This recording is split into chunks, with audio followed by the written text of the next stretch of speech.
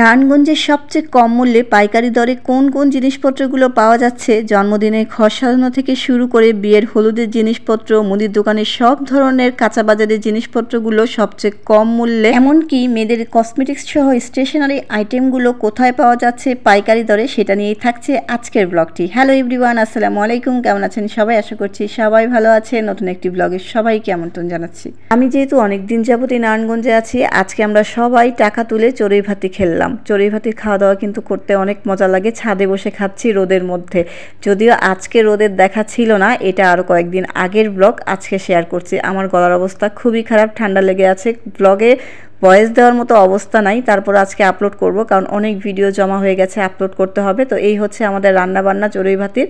রোদে বসে একদম মাদুর পেতে আমরা খাওয়া দাওয়া করব। খাওয়া দাওয়া শেষে আমি আমার বোন আজকে আপনাদের সাথে নারায়ণগঞ্জের পাইকারি মার্কেটের ভিডিও শেয়ার করব। আমার মেয়ে কিন্তু আসতে চাইছে না, খেতেও চাইছে না। প্রত্যেক বছর শীতে কয়েকবার এরকম ছাদে বসে আমাদের খাওয়া হয়, পিকনিক করা হয়, সবাই মিলে টাকা তুলে আমরা এক পাতিল করে ভাত রান্না করি, অনেক সময় ভর্তা বানানো হয়। আজকে তো রোস্ট হয়েছে, পোলাও হয়েছে আর গরুর মাংস রান্না হয়েছে। সবাই মিলে টাকা তুলে ভাবে খেতে কিন্তু অনেক ভালো লাগে। আমার দাদি যখন বেঁচে ছিল সবাই মিলে এরকম খাওয়া দাওয়া করতাম আমরা। শীতের মধ্যে আমি আসলে তো করা হতোই, মাঝে মাঝেও করতো আমাদের বাসায়। সে অনেক এনজয় করতো, এই বিষয়টা তার কাছে খুব ভালো লাগতো। সবাই মিলে টাকা তুলে সে নিজে থেকেও টাকা দিত। তো যাই হোক, খাওয়া দাওয়া শেষ করে এখন আমরা দুই বোন বের হয়েছি। আমাদের অনেক কাজ। আমি নারায়ণগঞ্জে আসার পরে আমার মনে হয় না একটা দিন দুপুরে আমি একটু কাঁথা মুড়ি দিয়ে বা লেপ মুড়ি দিয়ে শুতে পেরেছি। প্রত্যেক দিন কোনো না কোনো কাজে আমাকে বের হতে হয়েছে। আর আমার বোন রাস্তায় বের হলেই জুতা কিনবে। ওর ফুটপাত থেকে অনেক জুতা কেনা হয়, সে শুধু ফুটপাতের জুতাগুলো কিনে এক একদিন এক একটা পরবে। ফুটপাতের জুতাগুলো দামেও কম থাকে, দামাদামি করে নিলে ভালো জুতাও পরে অনেক সময়।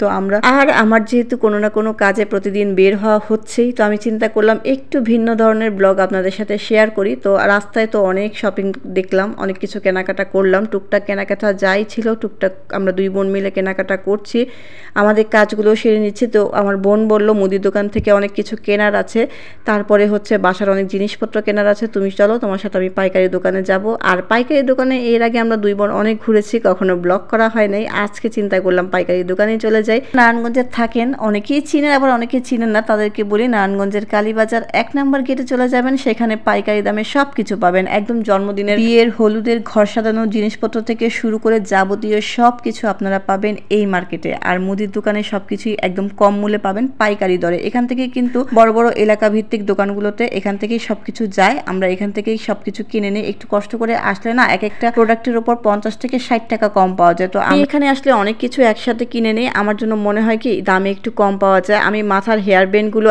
একসাথে 12টা কিনে নিই, আমার সারা বছর আর তেমন একটা কিনতে হয় না। এখানে আসলে টুকটাক অনেক জিনিস, মেয়েদের জন্য যে হেয়ার ব্যান্ডগুলো আছে আমি একসাথে 12 পিস করে কিনে নিই, আমার আর সারা বছর কিনতে হয় না। কারণ যেহেতু এগুলো লাগেই প্রয়োজনীয় জিনিস, আমি মার্কেট থেকে কিনলে প্রতিটা হেয়ার ব্যান্ডে আমার 6 থেকে 60 টাকা কম পড়ে। তো এখান থেকে কিনলে আমার অনেক সুবিধা হয়। আর আমার বছরের লাগেই 2 মেয়ের ব্যান্ড আছে, ক্লিপ আছে, অনেক কিছু লাগে, আমি একবারে লিস্ট করে নিয়ে আসি। খাতা, বইপত্র সব কিছু কিন্তু এখানে একদম পাইকারি দরে পাওয়া যায়। আমার বোন আর আমি যখন আসি লিস্ট করে নিয়ে আসি, একবারে সবকিছু কেনাকাটা করি। যারা অনলাইন বিজনেস করতে চান স্বল্প মূলধনে অল্প পরিসরে কিন্তু সুন্দর একটা অনলাইন বিজনেস দাঁড় করাতে পারবেন। আমি আবারও জায়গাটার নাম বলে দিচ্ছি, নারায়ণগঞ্জের কালীবাজার 1 নম্বর গলির ভিতরে যে পাইকারি মার্কেটগুলো আছে সেখানে আপনারা পাইকারি দরে সব ধরনের জিনিসপত্র পেয়ে যাবেন। তো আজকে এই পর্যন্ত, সবাই ভালো থাকবেন, আল্লাহ হাফেজ।